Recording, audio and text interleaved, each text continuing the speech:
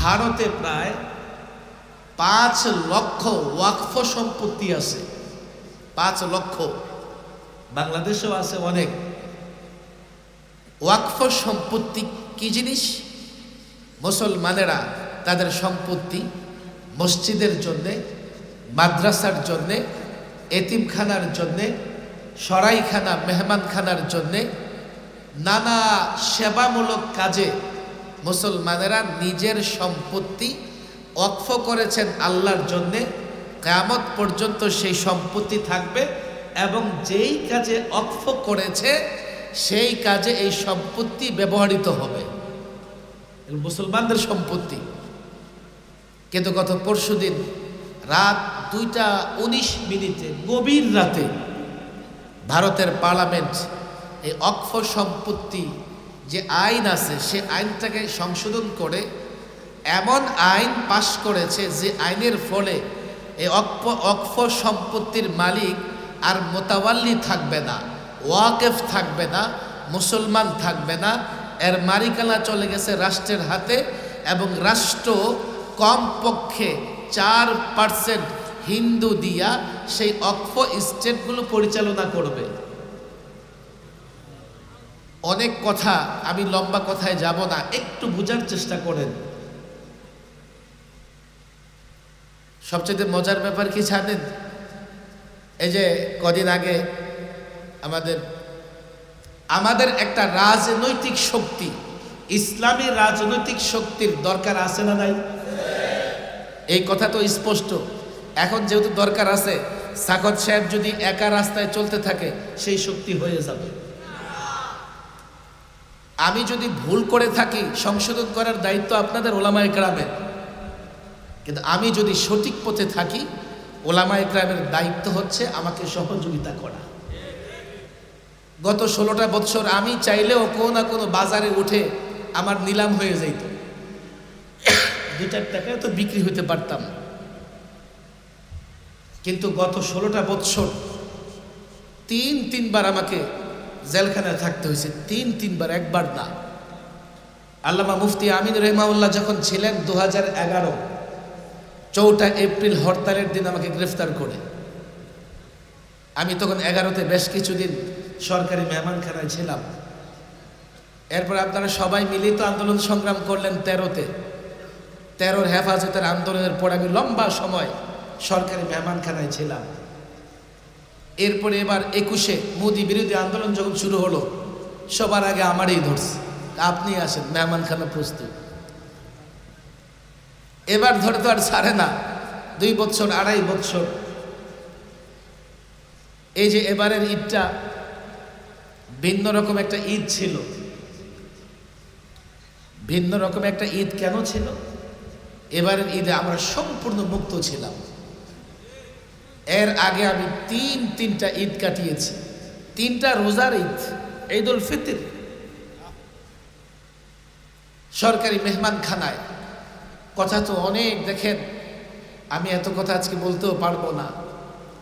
এই যে অনেকেই তো দাবি করে আমরা আন্দোলন করছি, আমাদের এতজন লোক শহীদ হয়েছে, আমার এই ত্যাগ, আমার এই কুরবানি। আমি বলি কি জানেন, সব ঠিক আছে, তুমি ত্যাগ দিয়েছো, তোমার দল ত্যাগ দিয়েছে, ছাত্ররা কুরবানি দিয়েছে, কিন্তু এই ফেসিবাদী সরকারের পতন হয়েছে আলেমদের বদদোয়ার কারণে।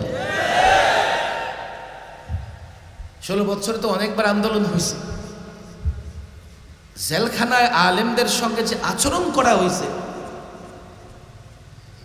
এক এক আলেমকে এতটা কষ্ট দেওয়া হয়েছে, আমার মতো একটা নিরীহ মানুষ, আমিও প্রায় 2.5 মাস রিমান্ডে ছিলাম।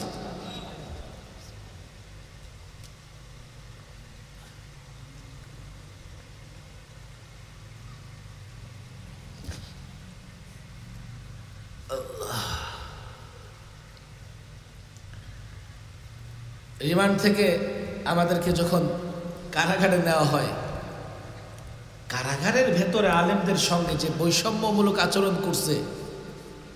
একটা কারাগারে দেখেন চুরি মামলার আসামি আছে, ছিনতাই, খুন, রাহাজানি, তারপরে আপনার আছে ধর্ষণ মামলার আসামি, সব জেলখানার ভেতরে ঘুরে বেড়ায়। জেলখানার ভেতরটা একটা পার্কের মতো করা আছে।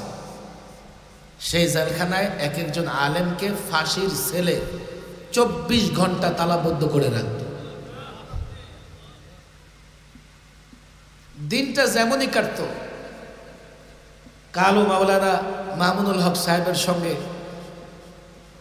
এই কামরাঙ্গীর চড়ে মাওলানা আতাউল্লাহ সাহেব হযরত হাফিজ হুজুর রহিমাহুল্লাহর কনিষ্ঠ সন্তান সাহেবজাদা, ওনার জানাজা শেষে আমরা বসে কথা বলতেছিলাম। মাওলানা মামুনুল হক সাহেব আমাকে বলতেছিলেন যে জেলখানায় রাতগুলো খুব ভালো কাটত। এবার হ্যাঁ, জেলখানায় রাতগুলো আমাদের খুব ভালো কাটত। কিভাবে? শেষ রাতে 1টা-1:30 বাজতেই দ্রুত ওলামা একরাম উজু করে নামাজে দাঁড়ায় যাইতেন।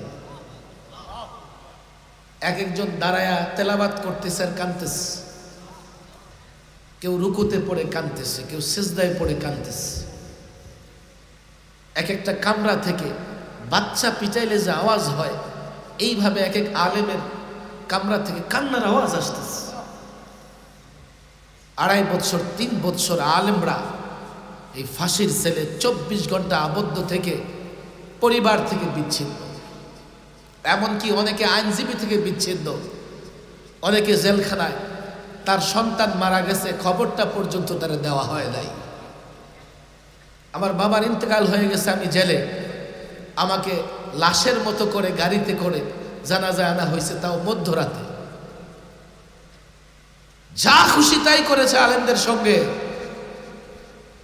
আর আলেমরা আল্লাহর আদালতে বিচার দিয়েছে। কেউ বলে যে চট করে আসবে, কেউ বলে যে ফিরে আসবে। দেখো, আল্লাহর গজবে যাদের পতন হয় তারা ফিরতে পারে না। ফেরাউন নমরুদ নিদর্শন হয়ে আছে, নিদর্শন। কিয়ামত পর্যন্ত লোকেরা ফেরাউন নমরুদের ইতিহাস থেকে শিক্ষা নিবে। যারা গত 16 বছর আলেমদের উপর অত্যাচার করেছে, আল্লামা মুফতি আমিনী রহিমাহুল্লাহকে 21টা মাস তারা গৃহবন্দী রেখেছে। ফিরতে পারবে না, নিদর্শন হয়ে থাকবে। অন্তত আগামী 100 বছর লোকেরা বলবে আলেমদের উপর জুলুম করলে এমন পরিণতি হয়। খাবার রেডি থাকে, দুপুরের খাবার খাওয়া যায় না, একসঙ্গে 14 গোষ্ঠীকে বাংলাদেশ ছাড়তে হয়। আলেমদের উপর জুলুম করেছে তারা। এই লম্বা জুলুম আলেমদের উপরে গেছে। আলেমরা এখন মুক্ত, জাতি এখন মুক্ত, দেশ মুক্ত। যে সমস্ত আলেমরা জুলুম সহ্য করেছে তারা চাইলেও রাতের বেলায় কোথাও না কোথাও গিয়ে আপোষ করতে পারতেন। আল্লাহ আছেন, আপনারাও কম বেশি এই খবর রাখেন। একদিনের জন্যে এই চিন্তাও করি নাই যে বাতিলের সঙ্গে আপোষ করতে হবে। শুধুমাত্র একটা পরিবর্তনের জন্য নয়, শুধুমাত্র ফেসিবাদীদের বিদায়ের জন্য নয়, একটাই আশা, এই জমিনে কোরআন সুন্নাহ ভিত্তিক শাসন ব্যবস্থা চালু হবে।